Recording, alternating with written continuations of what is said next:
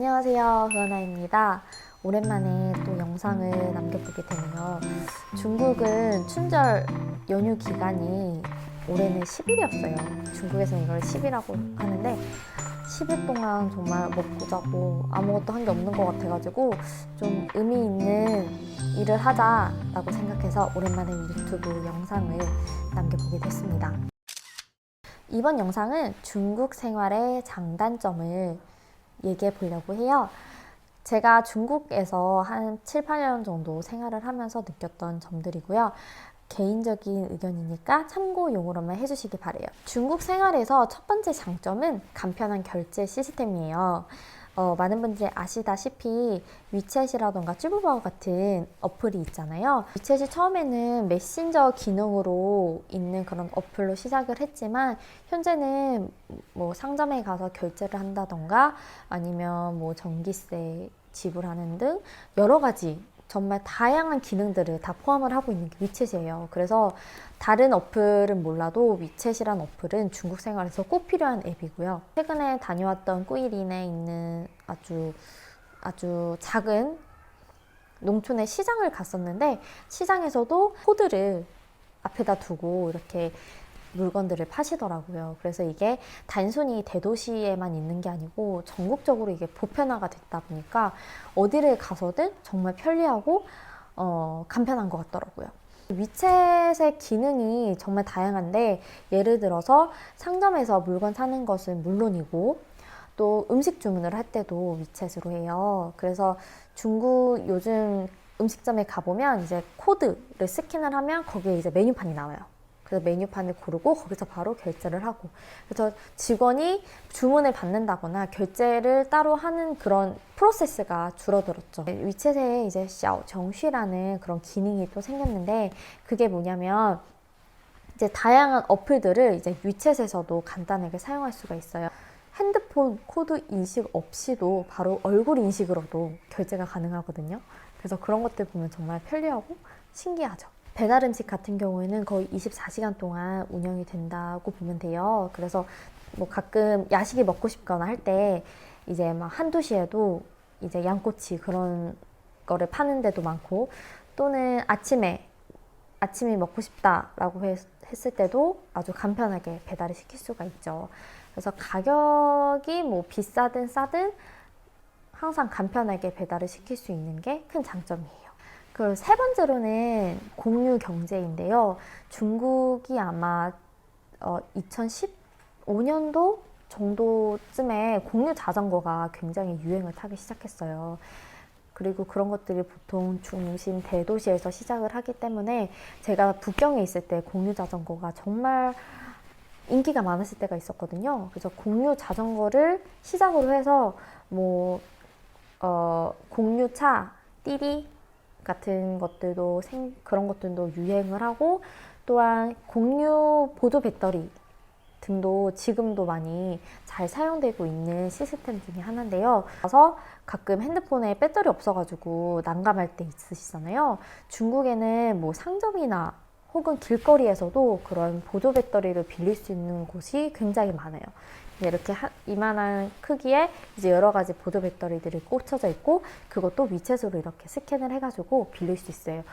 공유 배터리 같은 경우에는 1시간에 한 2, 3원 정도 했던 것 같아요. 네 번째로는 싼 물가라고 할 수 있을 것 같아요.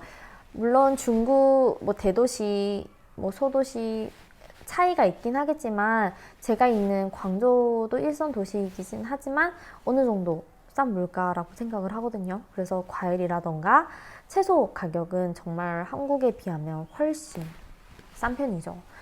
과일도 뭐 한 10,000원으로도 정말 다양하게 살 수 있을 것 같고, 수박 같은 경우에도 한창 제철 시기에는 한 통에 한 3,000원이면 충분히 살 수 있었던 것 같아요. 채소도 가격이 워낙 싸가지고 정말 원 없이 먹을 수 있다는 게 장점 중에 하나죠. 자유로운 분위기와 평등한 분위기인 것 같아요. 제가 예전에 중국 취업 관련된 영상을 남겼을 때도 얘기를 했지만 중국은 굉장히 평등한 그런 분위기고 자유로운 분위기예요. 예를 들어 중국 거리나 공원들을 가보면 아저씨들이 이렇게 춤추고 하는 거를 쉽게 볼 수 있어요. 그런 것들이 그냥 남들 그런 눈치 보는 거 없이 정말 자유롭게 사는 모습이거든요. 또한 평등한 분위기도 중국의 장점인 것 같아요. 그래서 중국에서 생활을 안 해보신 분들은 이제 중국이 굉장히 뭔가 좀 막혀 있고 그럴 것 같은데 사실은 굉장히 자유롭고 굉장히 개방적인 나라라는 거를 제가 살면서 많이 느끼게 되더라고요. 그 외에도 중국 생활의 장점이라면 타오바오죠. 정말 타오바오에서는 없는 게 없을 정도로 정말 다양한 제품들이 있고 또 싸고 하기 때문에 그런 쇼핑을 하는 재미가 있는 것 같아요. 중국 생활의 단점을 얘기해 보자면 첫 번째로는 한국은 이제 옷을 살 만한 곳이 많이 부족한 것 같아요. 뭐 옷 브랜드는 정말 많지만 한국인이 좋아라 할 만한 그런 브랜드가 생각보다 많지 않아서 항상 옷을 살 때마다 좀 고민이 많이 돼요. 그래서 제가 중국에서 그나마 이제 애용하는 곳은 뭐 유니클로라던가 그 외에는 뭐 쇼핑몰이나 가서는 사실 좀 이게 스타일 차이죠. 문화 차이고 그런 스타일 차이인데 그럴 때마다 조금 좀 중국 생활의 단점이 아닐까 생각을 합니다. 저는 그래서 한국에 갈 때마다 옷을 많이 사서 오는 경향이 있는데 요즘에는 지금 코로나 때문에 안타깝네요.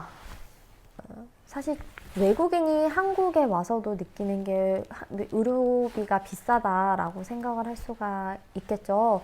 한국인만의 또 장점 중에 장점은 의료보험의 혜택이 큰 거라고 말할 수 있는데요.